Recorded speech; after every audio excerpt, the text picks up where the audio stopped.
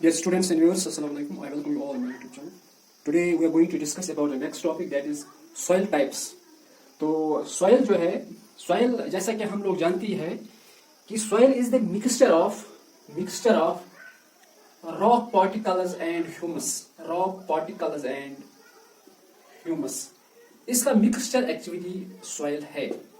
तो on the basis of these two substances, we can state that soil is of different types.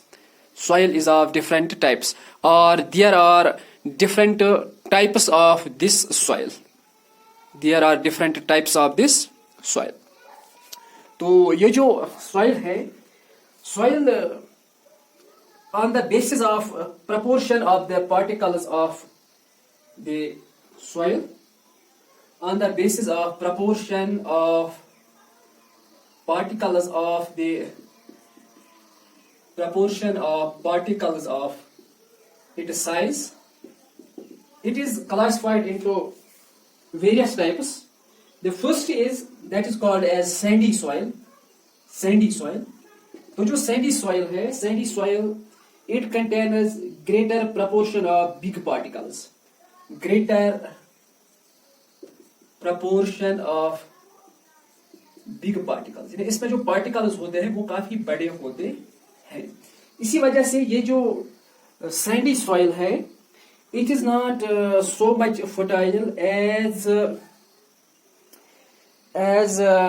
We are expecting. तो जितना मतलब हम इसके बारे में एक्सपेक्ट करते हैं कि ये मतलब फर्टाइल होगा, उतना फर्टाइल नहीं है ये sandy soil.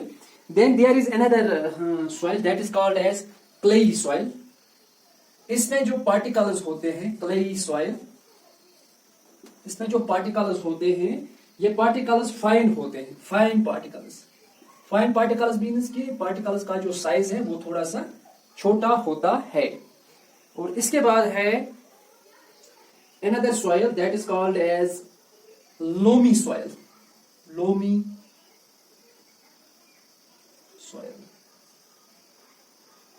The size of particles is large and fine.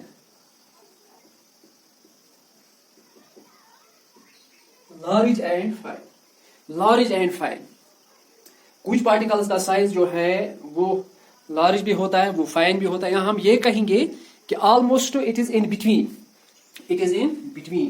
Hence this soil can be classified as sandy soil, as clay soil and as loamy soil. तो जैसा कि हम लोग जानती है कि जो सैंडी सॉइल है, सैंडी सॉइल में क्या होता है, इसमें जो स्पेस है, क्योंकि पार्टिकल्स काफी बड़े हैं इसलिए वो एक दूसरे के नजदीक नहीं है. इसी वजह से इस सैंडी सॉइल में क्या होता है, यहाँ पे स्पेस होती है. ये स्पेस एयर से भरी हुई होती है. तो यहाँ पर क्या है कि अगर वाटर कभी भी इस सैंडी सॉइल में जाएगा तो वाटर जो है it can be drain out, यानी नीचे चला जाएगा. तो इसलिए ये जो सॉइल है ये काफी ड्राई रहता है. That is why it is not so much important for cultivation purpose. इसमें उतना ज्यादा कल्टीवेशन नहीं होता है. तो इस वजह से हम ये कहेंगे it is not the best for agriculture purpose or for plantation purpose. इसके अलावा अगर हम देखेंगे लोमी, इसके अलावा अगर हम देखेंगे क्लेई सॉइल को, क्लेई सॉइल में क्या होता है कि पार्टिकल्स छोटे होते हैं, एक दूसरे के नजदीक होते हैं, उतनी ज्यादा जगह नहीं होती है इनके दरमियान. इसी वजह से ये जो पार्टिकल्स जब एक दूसरे के नजदीक होते हैं तो जो सॉइल है, सॉइल में उतना आयर नहीं होता है. इसी वजह से अगर हम प्लांट को इसमें लगाएंगे तो प्लांट को ये जकड़ लेंगे, उसके रूट्स को ये समेट लेंगे, ये जो सॉइल पार्टिकल्स हैं. That is why this clayey soil is very important. This clay soil is very important for cultivation purpose. And then there is a loamy soil. जो loamy soil है, it is the best top soil for growing plants. तो इसमें क्या है, इसमें आपको larger particles मिलेंगे, इसमें आपको sand भी मिलेगा, इसमें आपको fine soil particles भी मिलेंगे. इससे क्या होता है कि इस soil में एक तो soil particles एक दूसरे के नजदीक होता है, दूसरा इसमें क्या है, इसमें वाटर लॉजिंग भी नहीं होती है, पानी उतना ज्यादा जमा भी नहीं होता है, जिसकी वजह से प्लांट्स या ट्रीज जो है उनके जो रूट्स होते हैं वो रूट्स एक्चुअली सूखने का खतरा उनको उतना ज्यादा नहीं होता है जितना कि हम क्लेई सॉइल में देखेंगे. That is why this loamy soil is considered to be the best for the cultivation purpose. So that was all about today's topic. Have a nice day.